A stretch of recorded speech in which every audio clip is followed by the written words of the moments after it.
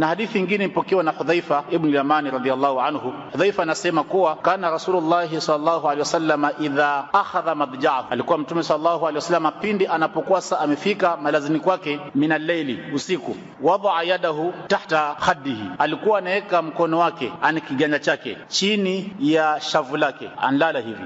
Thumma yaqulu, kisha Mtume anasema baada hapo anasoma ile dua ya kulala, Allahumma bismika amutu wa ahya. Wa idha istayqadha, na kiamka, qala, Mtume alikuwa anasema alhamdulillahi alladhi ahyana ba'da ma amatana wa ilayhi an-nushur. Lakini dua ambayo Muislamu anatakiwa katika dua zake za kusoma wakati wa kulala iwe ndio dua ya mwisho ni ile dua ambayo Mtume sallallahu alaihi wasallam alimfundisha Bara ibn Azib, akamwambia asome Allahumma inni aslamtu nafsi ilayka wa wajjahtu wajhi ilayka walja'tu dhahri ilayka raghbatan wa rahbatan ilayka. Na hii ni dua ambayo Mtume alimfundisha Bara au anaisoma, na iwe ndio dua yake ya mwisho kabisa kuisoma anapoenda kulala.